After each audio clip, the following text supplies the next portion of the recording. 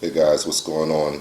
Sincere here with whoissincere.com. I have a hell of a story for you right now. And there's a situation that's been going on. Actually, I've been following it for actually throughout the holidays now. And I mean, it's just a disgusting story. And it's now starting to, get a little bit of publicity as far as national headlines are concerned. Actually, it's trending on Facebook right now. Ooltewah, Tennessee School Board calls meeting to discuss students charged with rape. Ooltewah, Tennessee School Board calls meeting to discuss students charged with rape. The Hamilton County School Board on Wednesday will assess each of the 3 Ooltewah High School athletes charged with aggravated rape and assault to determine the terms of their suspensions. Okay, so I'm going to give you the short version of the story. As I first seen it actually here on WRCB TV for NBC. The short version of the story is they were at a rental cab and they were at a game, and they chalked this up initially as a hazing incident. And when you find out the extent of the injuries that these 3 individuals caused this one person, you quickly see that this is far beyond hazing. So let's look into it. Okay.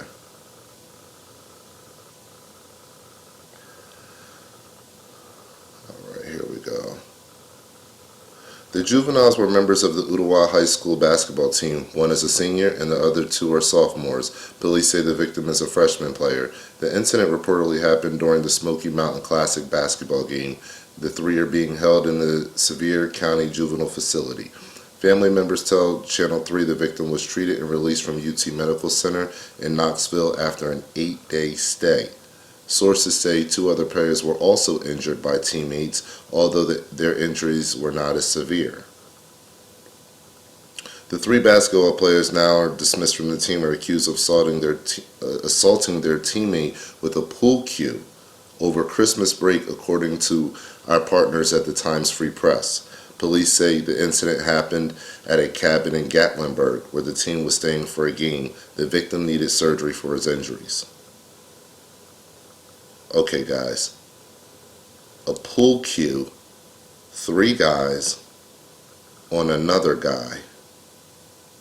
And these are high school students on a basketball team. I don't think you can even, this is so far beyond hazing. I don't even know what to say about it. I don't know what to say.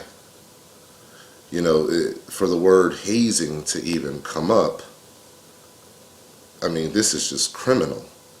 So, there's a board meeting that's actually coming up on January 26th at 5:30, where they're going to talk about the future of the students. I don't know. Where I'm from in New Jersey, they would have been expelled. There wouldn't have been any coming back to school. They would have had to go to an alternative school. So I don't know what the discussion is about. I'm just going to be honest. That's my take on it. Personally, I wouldn't want any kids that are willing to rape other kids coming back to school around my child. Obviously, their education must not mean that much to them if they find it necessary to rape other children. So, I don't know what the board meeting really even has to happen for. The policy should just be clear. Criminal activity of that kind, it shouldn't be accepted. It should be immediately grounds for expulsion from school. There's no reason for people like that to be in school with other children who are there to get an education. So just a heartbreaking story. My heart goes out to the family. My heart goes out to the gentleman that this happened to, and to the other 2 gentlemen that will probably not get any publicity because they didn't, of course, spend 8 days in surgery, or 8 days in a hospital trying to recover, and he's still recovering. So these 3 individuals really injured 3 individuals. So just one of them, you know, really bad to the point where, you know, if something, I guess, would have actually went even more wrong, this young man could have lost his life. So that says something about our culture. What are we teaching? What you know, we should be letting our children know you don't need to be accepted that badly that you would give in to this kind of culture that's beyond bullying.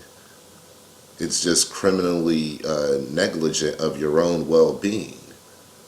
So, you know, we need to teach our children, you know, although they are the victims and we don't want to re-victimize them, we need to teach them that they can stand up to this and say, no, I'm not going to do this.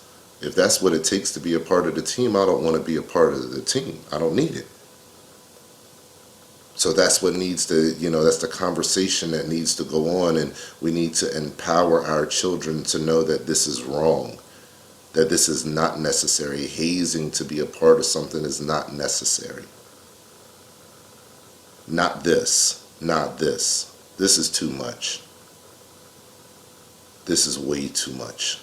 So, you know, guys, pass the word around about this story. You know, I'm going to be keeping a close eye on this. I'm interested in seeing where this actually goes. Around this area, they just actually started putting officers in schools. They have a couple test pilot programs around here.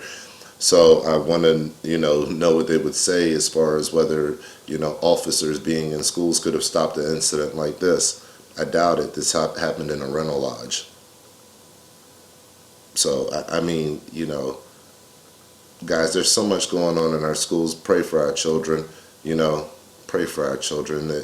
They're under attack in these schools, and I mean, it's just deep. They're under attack, and their innocent spirits, you know, don't know what to do with this this crazy demonic world that we're living in. So just pray for them. This is terrible, and I would never wish this nightmare on any family. Stay alert, stay alive.